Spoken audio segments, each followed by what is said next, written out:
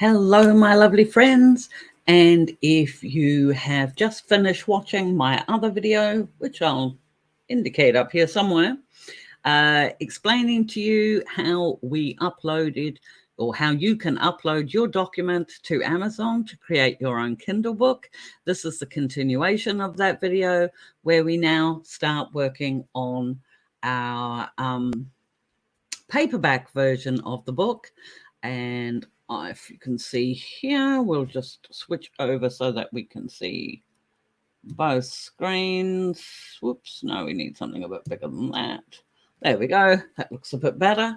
There we go. We are now looking at my screen up here, and it always takes me a minute. There we go. I'm still learning out this dual screen business. I tell you, it all gets very technical. But as you can see, we had in the previous video put up our Kindle ebook, and it has been submitted. That is now going through the Amazon machine, and it reminds us yet again it can take up to 72 hours for our title to be available for purchase. And then it says here they want us to start the paperback now, which is awesome. So we can click Start Paperback Now, and this will take us on to a new page where you'll see that some of the information has already been populated, which is brilliant. However, we have a little bit of a problem because at the moment, our file for Saving Moses is not yet ready for paperback. Oops, and it's definitely not that file anyway, because that's the blurb. Did I have it? No, I didn't have an open copy of the book. All right. Saving Moses full draft. Okay, so now if you remember, this was the file that we uploaded to Amazon for our Kindle version. So there's a couple of things we need to do to this file to make it ready for print. First of all, go up and save a copy of this file as your print version so that it is different to your Kindle version, because you're going to be mucking about a bit with your layout and your table of contents and things like that. So click and create a new file of it, which is fine. Now, the first thing we're going to do is we're going to do layout. And for that, as I've explained in my last video, I go to custom margins. Now, this time we are creating a paperback book. So the margins that join together in the middle of the page are going to be slightly wider than those at the edge of the page. So we change here on Windows, we go to mirror margins, which allows for that to happen in the middle. It gives us that gap. And then on the inside, we've still got our 1-inch margins everywhere, but on the inside, we're going to change that to 0.25. Now, I am warning you, if you have got an exceptionally thick book, it could be that you might not need to make that at 1.35 or even 1.4, depending on how big your book is. The orientation is still portrait. We want this change to apply to our whole document, which is indicated down here. And then we go to our paper, because we can do that at the same time. And we want to go from a letter format to a custom format. Now, my books, I've got one here, which I think you can see. This book here is 6x9. This book here, which is also one of mine, is 6.9. And I like them all the same size and the same sort of format, even if they're in different things, because I like for my names to all show up. I have a bookcase, which unfortunately you can't see behind me, that currently has 2.5 shelves filled with my paperbacks. Yes, I like doing that. It's part of being an author. I plan on filling the whole thing before I go. So anyway, we need to change the paper size. So for a book that size, this book has to be 6 inches by 9 inches. Now, if you're not sure, then go in, because Amazon has extensive help on what you can do about the size of your books. You could make them smaller. I probably should have done in this instance because it's such a tiny book. But because I like all of my books on my bookshelf to look the same size, I'm going to keep it at 6 by 9 anyway. And then if we just click OK, all of a sudden, you'll see little bits going on down here where it changes the number of pages. It didn't take very long at all because, of course, it's all really short. And then you just want to go through because you have made changes, and this is going to be a print version. You just want to see, sort of make sure that, see, doesn't my size 14 font look really big now? And it does. But again, I read it. I like reading them in the paperback version, and you put your books out for you. There we go. Okay, that's all looking good. And you'll notice it's flicking from one side to the other, and that's the effect of your mirrored margins. Now, there's a couple of other things that we need to do before we can put this book up on Amazon. And the first thing we need to do is we need to insert. So we go to insert at the top of up there if you're in Word, and we want to insert a page number, and I normally put mine at the bottom of the page. So there we go. So now I could have done a section break, and some people do recommend that you do that. However, I just haven't. And you could do it. So as you can see, my first page is actually my title page. But what you could do if you preferred it, particularly if you're getting your book professionally done, you would have this whole first section right through to the beginning of the book, chapter 1. Here, that would be a section on its own. So the first 7 pages would be a section, and they would be page numbered different. But I'm going for the simplest format possible for you to be able to do this for free. So, but be sure that if you pay a professional formatter to do this for your books, that you ensure they do a section break here so that the page numbering, you don't necessarily have to have the page numbering up to page, well, in my case, 7. Your page numbers would actually start from 1 here. Okay, so you can do that, but Amazon doesn't care about that sort of thing, and I'm terribly sorry, but neither do I. So as I say, I'm just wanting to put these books out because I enjoy writing them. So this is our table of contents, and as you can see, remember when we set it up in the previous video, we didn't have any page numbers in, but now we want it to. So we simply go back into references and go to table of contents, click custom again. And this time we're asking it, well, I like it right aligned, showing page numbers, showing 1 level. Again, if you have more than 1 levels, you would do it like that. You would just click up and change the show level bits there. But mine is a very simplistic format. So 1 is fine. 1 level is fine. And that means when I click that, it will ask me if I want to replace this table of contents, and I'll say yes. And now all of a sudden, look at that. It's done that again. Did you watch that in my last video? It did it then too. It means I've got to select this whole thing, and I've got to bold it, and then I've got to unbold it so that it all goes back to normal. But there you go. We now have a nice isn't that simple? It really is. Okay, now this, I'm just double checking. There's one other thing I will do, and I recommend doing. If we go to view and view multiple pages, and then down at this little bit at the bottom here, which hopefully you can see, we click the scroll right down. You see, now we can see the book as it is. We can see what it's going to look like. Not so keen about this here. Actually, if we click there and click that, okay, so we can actually take that out there. Oops, no, we didn't want to do that. And so, see, it's done it again. Okay, we're just not going to worry about it. Click that. Obviously, it needs to do that page, and I'm not quite sure why.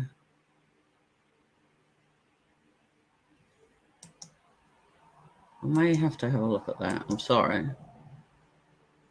Why have I got...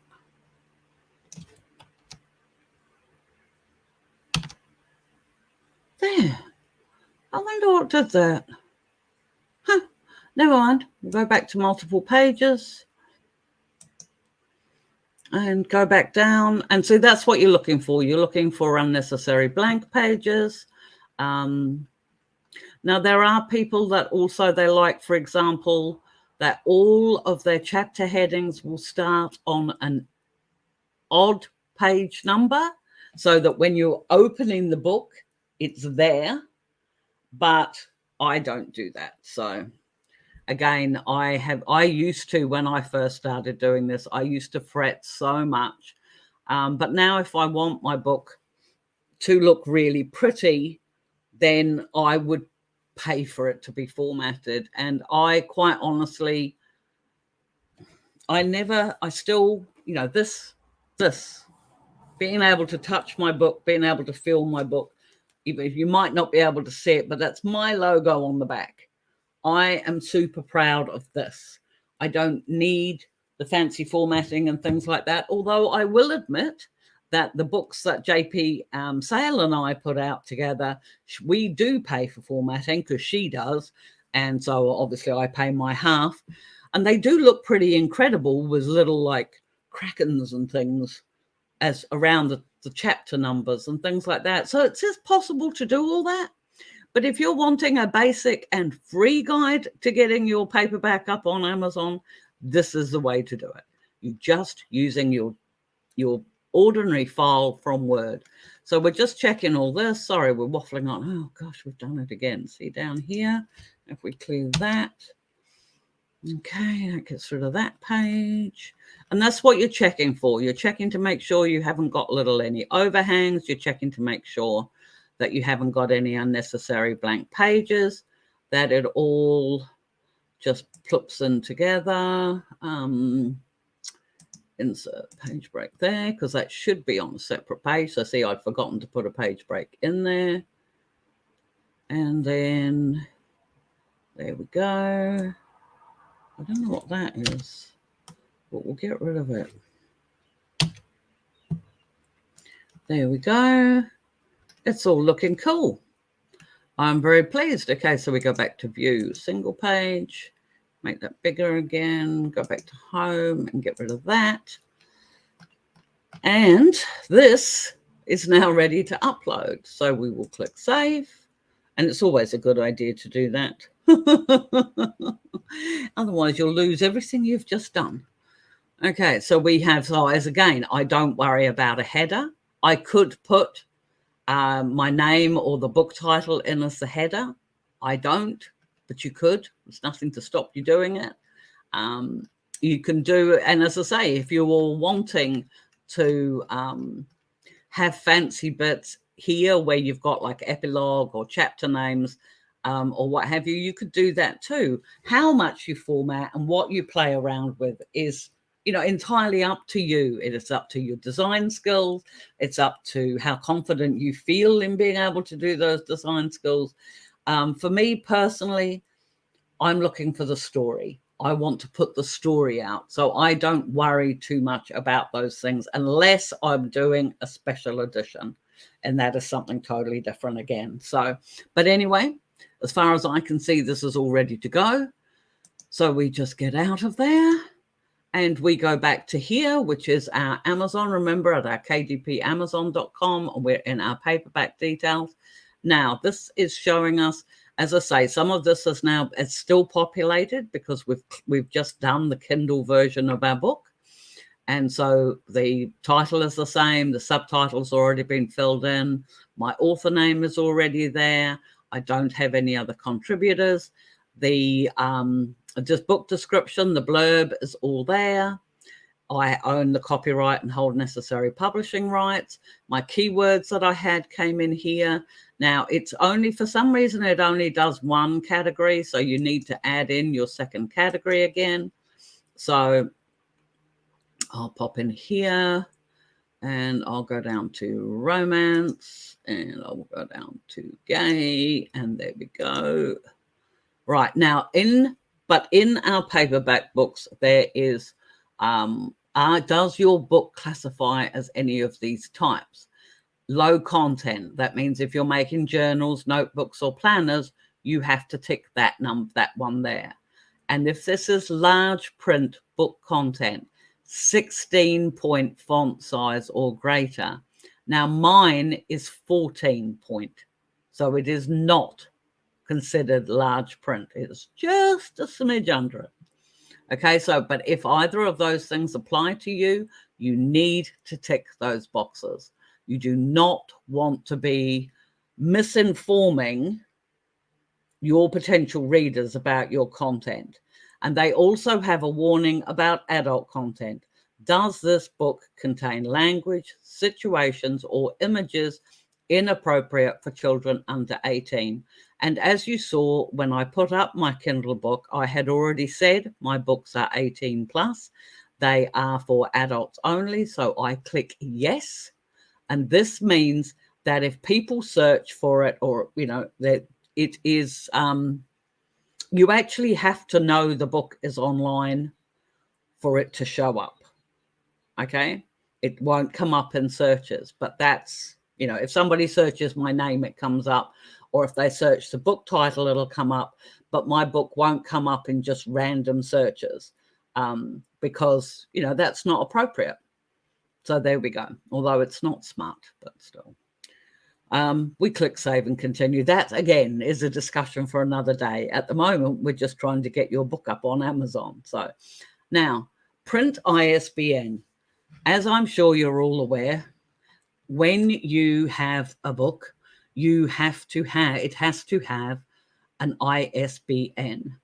Now, depending on what your country you're in, like here in New Zealand, I can get an ISBN for free. And in return for an ISBN for the book, its unique identifying number, I have to send, I think it's 3 or 5 copies or whatever it is, to our central library in Wellington. However, I haven't ever seen any issues with using the free ISBN. I know in the States and in other places, it costs authors money to get an ISBN. So it is just as easy to let Amazon do it. It does not give them rights to your book. You can use a free KDP ISBN to publish your book. It can only be used on KDP for distribution to Amazon and its distribution partners. This ISBN cannot be used with another publisher or publisher service. If you are putting your book through a publisher, they will have an ISBN, in which case you would have said, use my own ISBN, which is down there. But my book has now been assigned a free KDP ISBN. It now has the number. It's independently published because it is. It's the joys of being an indie publisher.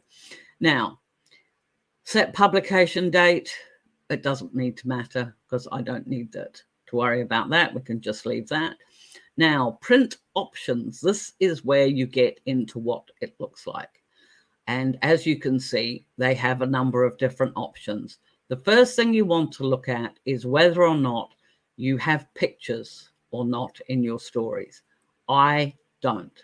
So mine is a black and white interior, white pages, black ink, white paper. If you clicked that, as you can see, it's just standard color interior on a white paper, or you can do a premium color interior on white paper. But as I don't have any pictures, mine is black and white. And Amazon gives you an indication here of what it would look like. It's telling you down here, typical for non-fiction. Well, it's perfectly good for fiction as well. The paper weight is around 55 pounds, 90 grams per square meter, if you're interested in that sort of thing. The trim size, remember I was talking about my 6x9. That is what I've made my book at. But you can select a whole stack of different sizes, or you can set a book with your own trim size. But I strongly, strongly suggest that you use one of the standard trim sizes, a 5x8 or the 6x9, unless you have got a totally, like if you're making one of those big coffee books or something like that, then it would be different, obviously. But for standard paperbacks, a 6x9 or a 5x8 is fine. So mine is 6x9. Bleed settings have to do with covers. And I say no bleed. And covers and graphics. I don't have any graphics inside of my stories, so I have no bleed. And they do say here that you can only select the bleed option if you are uploading a PDF template, which I'm not. And then they had the paperback cover finish, which is either matte or glossy, and I happen to like glossy. So it doesn't cost anymore. It doesn't, you're not charged anymore. There really isn't much difference in that when you're doing these trim settings, although as you will notice further down, it'll tell you how much it'll cost to put this book out. But in the meantime, we want to upload that manuscript that I just showed you that I'd done. Saving Moses print version. There we go. And open that, and that will upload and do its bit. And this could be, this part of it can sometimes be a little bit, don't worry if you don't see the file down here. You know how we did in the Kindle one, and you saw the file and it said it was processing. When the first time I started doing this first couple of times, I thought, why isn't it showing the processing? But I'll show you it. They do tell you about it later. Okay, so now, there we go. It's just come up. Right, so with this one, remember I said I was going to use the cover creator to make my book. If you have a cover that if you've employed a cover artist and they have already done you a print ready PDF, you will upload that down here. But as I only have a JPEG, I am going to use the cover creator if it launches. There we go. And I will get my images from my computer, which is that one, which is my standard JPEG that I used for my Kindle. And then as you can see, well, you will be able to see a lot better in a minute when it's uploaded my image.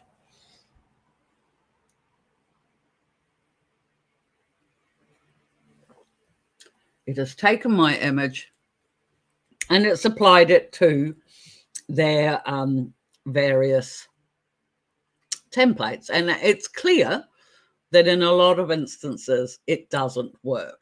All right. But I always use this one. So you just run over whichever one you want and click choose this design. I always use this one. And obviously my graphic was a little bit off. I wonder whether,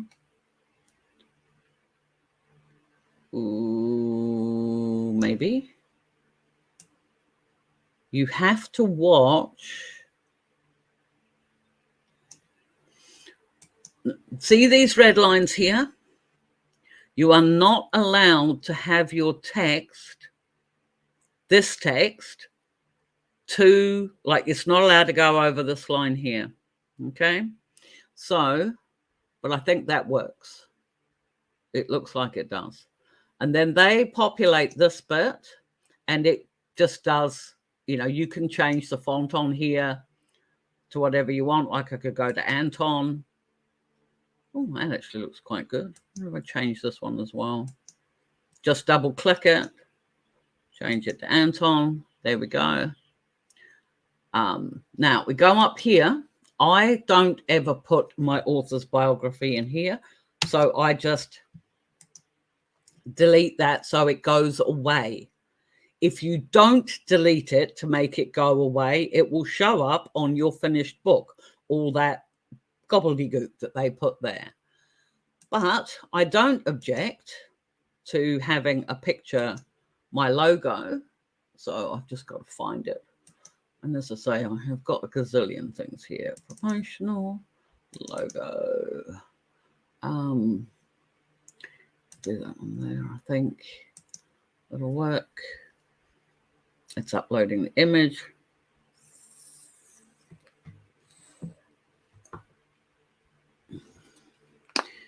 I'm actually really pleasantly surprised at how well this is doing this, considering I'm running StreamYard as well.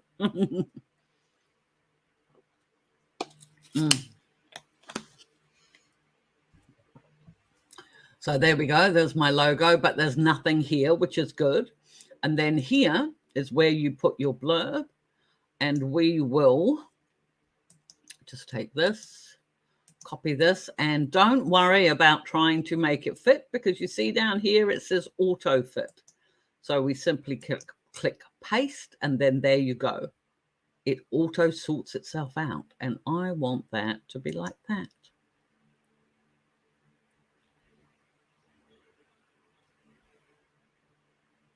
There we go. Okay. And it also does it so that their barcode will fit in down here. So we'll click save. We'll click save again, just in case. And then we will click preview. And with luck, it will show us what the cover will look like when it's done.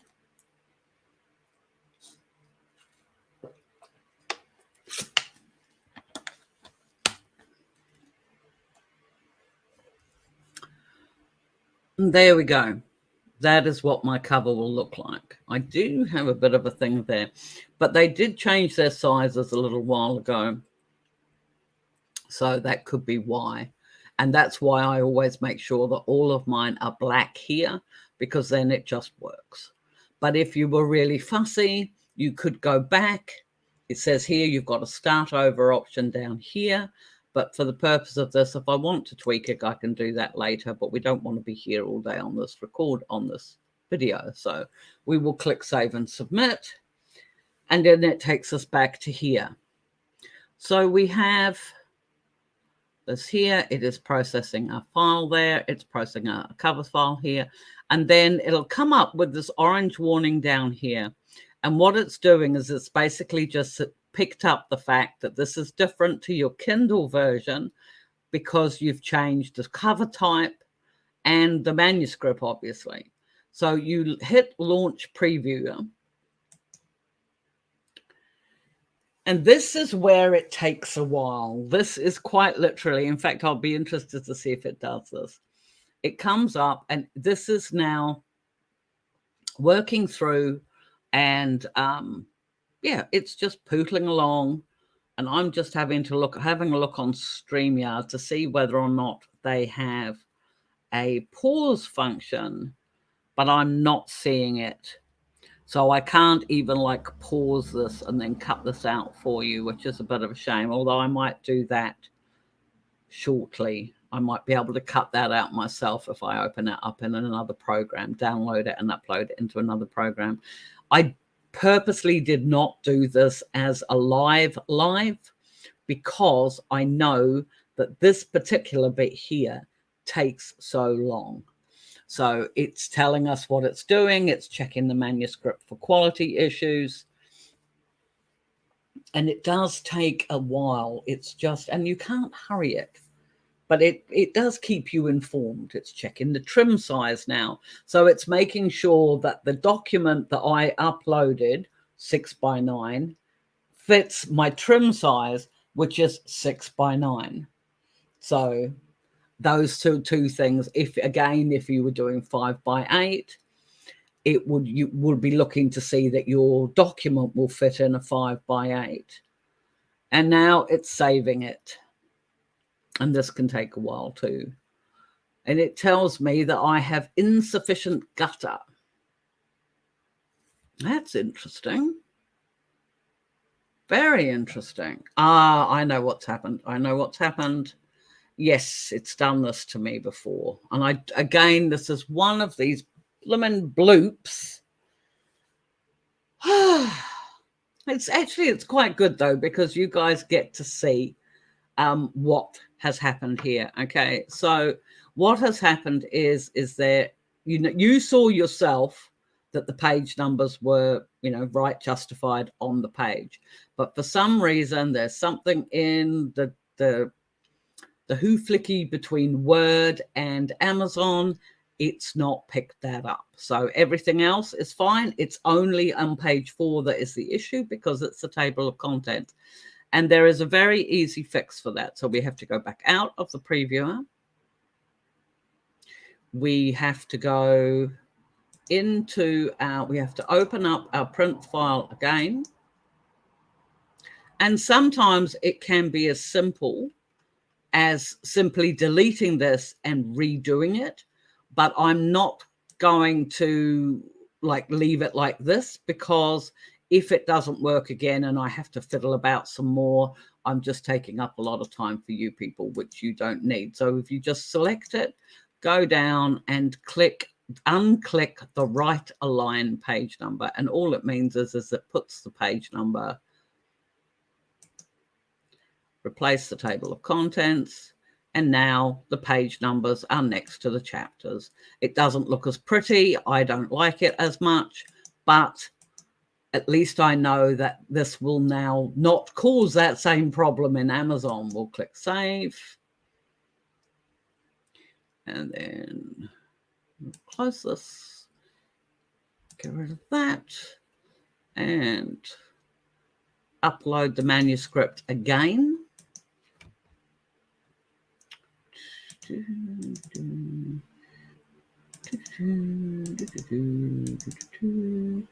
Saving Moses print version. Doesn't matter that it's the same file name.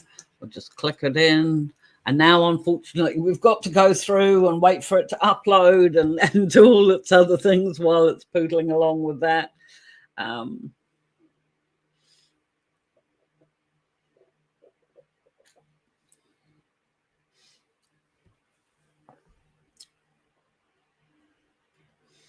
It is now processing it. My cover's been uploaded successfully.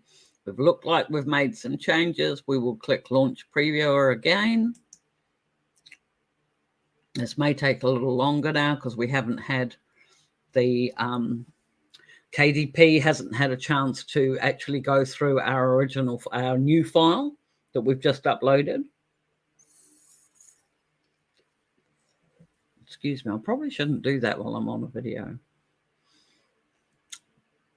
There's probably a thing somewhere in the terms and conditions about e-cigarettes, but I have been over a year now where I have not had a real cigarette in my mouth, and I'm actually quite proud of myself for that. So, and as I pointed out previously in this video, this bit takes a while. They check it through for everything. And it really is quite good because it's far better. With a lot of this is automated. And it is a really good idea because it means then that there's less issues. It goes through their process that much quicker if you make changes and do all these things now to get it right, because that's the important thing.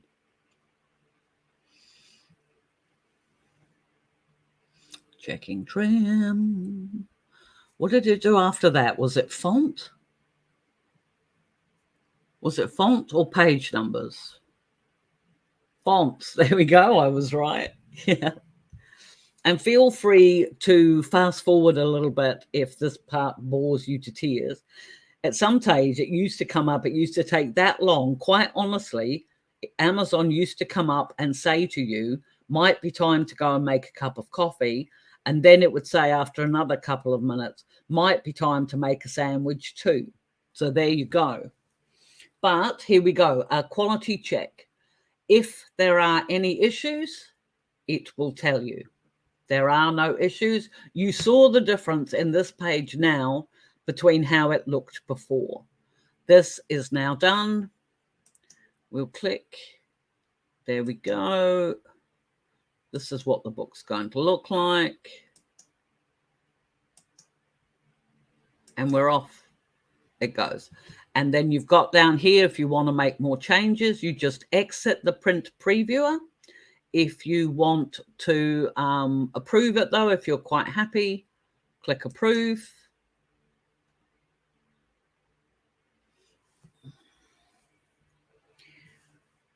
And here we go. All right. So we have that. We've done that. We've done that. We've done that.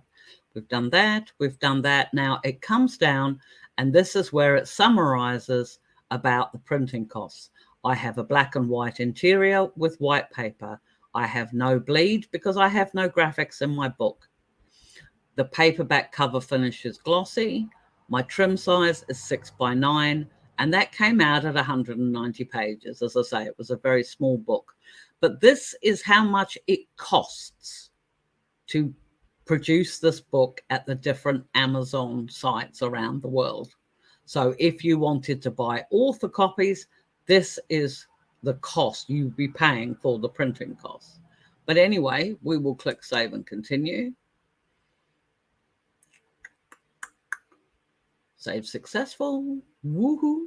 And now we're on to pricing. And again, as I did in my Kindle version, I sell my books worldwide. If you prefer to limit it to various countries, then you click the individual territory section. But I want to sell mine worldwide. I am likely to sell most of them in the United States, so I pick Amazon.com. Now, there's a little thing here. There's one other thing here. At the moment, it is telling me that the minimum price for this book can be $5.22 and the maximum price can be $250. But I want to click Expanded Distribution. Expanded distribution makes your titles available to other online retailers, libraries, universities, and booksellers beyond Amazon. So I like to do that. You only get a royalty rate of 40%. The Amazon, and this is only 60%. Oh, excuse me. Just let me turn that off for a second. So, but now notice how it's changed the price. The minimum price is now $7.83, and the maximum price is still $250. So I am going to set this book price at $8.50. Whoops. $8.50. And then it will tell me that I can earn $1.97 if anybody buys my paperback. But if they buy it through expanded distribution, I make 27 cents. So there you go. And then it's as per with the Kindle version, it goes through and makes the changes. And see, expanded marketplace isn't offered in Europe or Japan or anywhere like that, but it is done in the United States and .co.uk. So there we go. That's, you've said again, it's populated all of this based on my original price, so that it doesn't matter where in the world you are paying the equivalent of what I said it would cost in the United States. And then as before, it can take up to 72 hours for your book to be available for purchase on Amazon. By clicking publish, I confirm that I agree to and am in compliance with the KDP terms and conditions. And if you want to get a printed copy of your book before it goes live to check for printing errors and everything else, you can order author copies once your book is available on Amazon. I do not request proofs because I buy author copies. The proof versions actually come with author proof all over the front cover.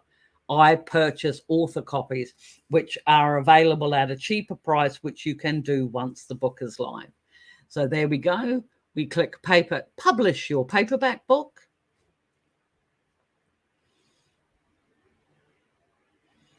And we wait.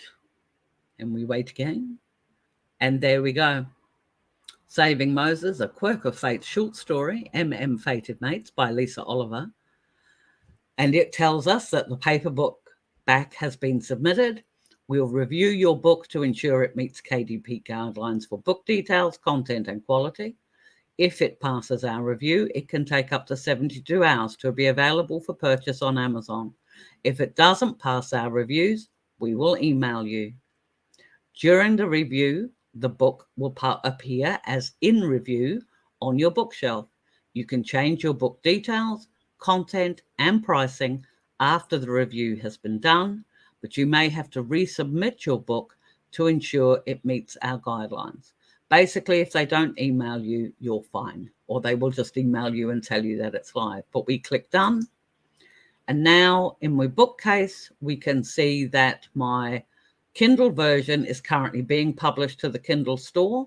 It will let me know when it goes live. It can take 72 hours for that to happen. They're very fond of that 72 hours, but that is now in publishing.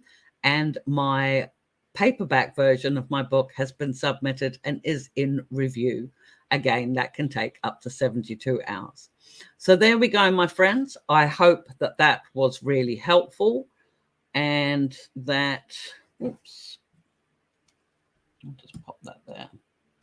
I hope that that was really helpful, and I hope that it wasn't too particularly tedious, but that, yeah, that is how you put out a paperback, a really simplistic paperback version on Amazon. So if you have any questions at all, please drop them in the comments below. I would love it if you would like and subscribe, and please feel free to share this video among any of your author friends or anybody that you know that is wanting to write their own books and become an indie publisher themselves. I will be doing some more videos on this, and if you, that's what I mean. So if you've got any questions at all, please put them in the comments below, and I promise I answer every comment. So I hope that you enjoyed this. The links for my books will hopefully be in the description as well. And yeah, if you actually want to buy a copy for yourself, thank you. That would be awesome. But yep, please hug the ones you love, my friends. I'm off to find out who it was that was calling me in the middle of my video. But take it easy, and until the next video, bye.